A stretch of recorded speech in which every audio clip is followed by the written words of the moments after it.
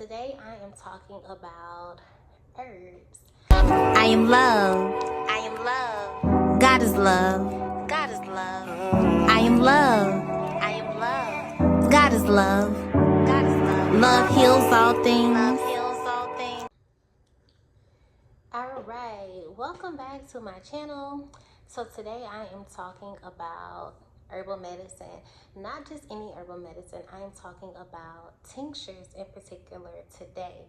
So tinctures, you usually see them in bottles like these. Tinctures are a herbal remedy that is prepared by taking herbs and soaking them in alcohol for 4 to 6 weeks. It's recommended to do it 4 to 6 weeks. I personally like to soak mine for 8 weeks, maybe even a little more. And the reason that I like to allow my herbs to sit for 2 months or so is because I want the alcohol to extract all of the goodness possible from the herbs and get the maximum benefit available. You shake the jar every day. When I shake my jars every day, I pray over them and bless the herbs, because I do believe that herbs are a form of energy and plant medicine is a form of connecting with spirit, and communicating with the herbs is communicating with spirit. And while you're sending up those prayers, you're telling the herbs what you want them to do, as well as consulting with the higher power on what the herbs actually need to do. Back to the scientific part of things. The tinctures are made by soaking the herbs in alcohol for a certain amount of time. And once that time is up, you strain those herbs, and then you have your liquid. And that liquid is potent enough to serve as an herbal medicine. So there are different kinds, and this video is not really getting into different kinds of herbs and tinctures. I'm actually just talking about dosing for tinctures. And this video actually comes by request from one of my clients. When you are taking a tincture, the dose usually should say, so and so milliliters. A milliliter equals 30 drops of that tincture. I say drops, I don't mean dropperfuls, I actually mean drops. So I will show you what I actually mean by what individual drops are. So you fill your dropper, and these are drops.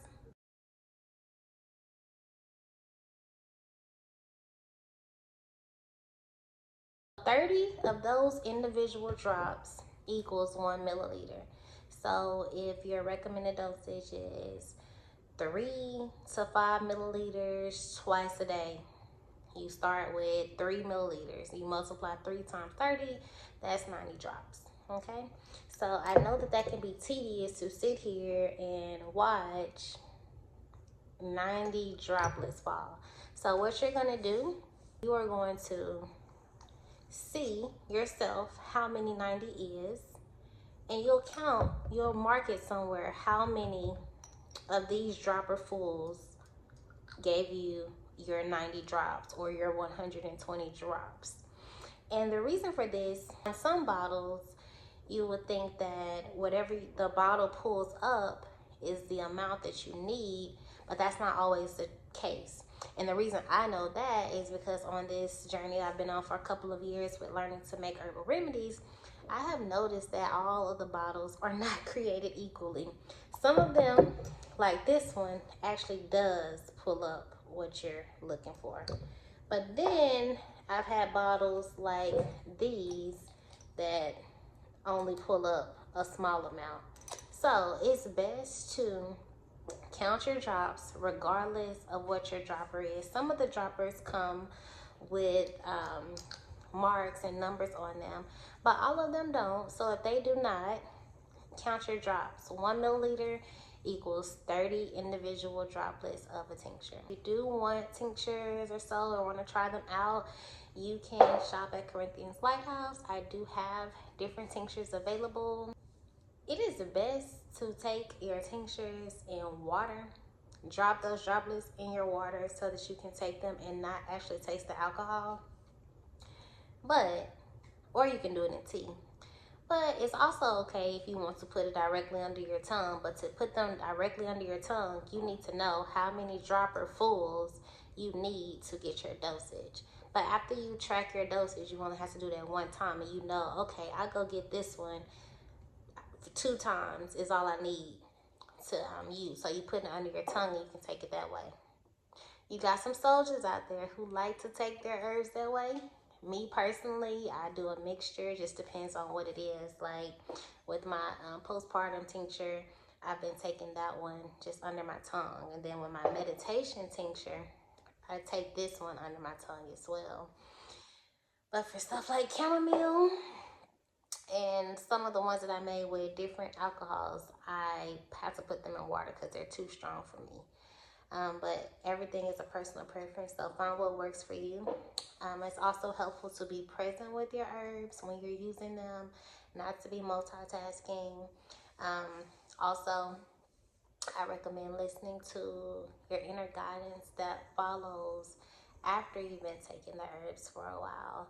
Your spirit will communicate different things to you because sometimes it's not just taking the herb that you need. Sometimes it is, there's a lifestyle change that you need to also include while you're taking these herbs. So just when you're using your herbs, you want to sit and just be present with what you're doing at that time. Tinctures are also good to take in tea. You can put them in juice if you want. I prefer not to, just because it throws off the taste of the juice. Water is best option. And the benefit of tinctures is that it is a quicker way to get your herbs, because when you're making tea, you have to brew that tea. You have to wait for it, and you have to sometimes strain it depending on what method you use to brew your tea. If you use loose leaf herbs or if you use a tea bag, it just depends. But there's just more steps that comes along with making a tea. And capsules is also a lot because you take so many a day. But those are a good option though for people that don't like to take tinctures. And at first, when I got into herbal medicine, I wasn't really excited about taking a tincture because I no longer drink alcohol. It's been 7 years. Yeah, it's been 7 years plus some change since I've had an alcoholic beverage of any kind. And I didn't want the taste of alcohol anywhere near me. However, I realized on my journey while I was making the herbal tinctures that the spirit that you were preparing the herbs with matters. And preparing them from a space of desiring healing and, joy and putting love into the creations, that spirit transfers over when that medicine is taken at a later time. Just as if a bartender is mixing a drink and they're like, I'm prepared. They're preparing a drink with the intention of getting a person drunk, and that's usually what happens. However, when preparing the herbal medicine, that is not the intention. So that is not going to show up in the results of using the tincture. So intention is everything. The spirit of which you do things is everything. And they refer to alcohol as spirits. So the energy that you're putting in is important when preparing herbal medicines or herbal tinctures. But yeah, I've had a great experience using tinctures over the years. I talked about this postpartum tincture, and it was really helpful for me because after giving birth, which was a stillbirth this time, I didn't always want to make tea, but I could take that time and make my tincture. So it's been really helpful in that sense. So there are benefits to taking tinctures. There's benefits, pros and cons to everything, but the main con of a tincture is the strong taste and being made with the alcohol.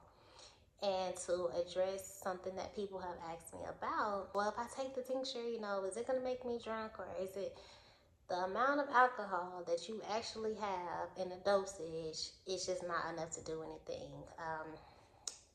It's about equivalent to about the amount of alcohol that's in a ripe banana. Different things that we eat on a daily basis have some amount of alcohol in them, or sugars or things like that. but it's not enough.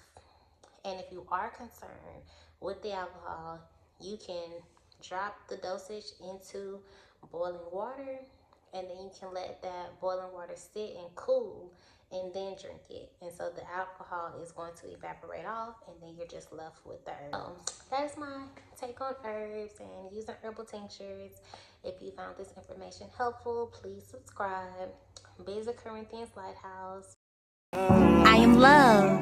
I am love. God is love. God is love. Love heals all things. Love heals all things. It conquers all things. It conquers all things. Endures all things. Endures all things. Love wins and love heals. Love heals. Download my app on your favorite app store, The Book of Corinthian.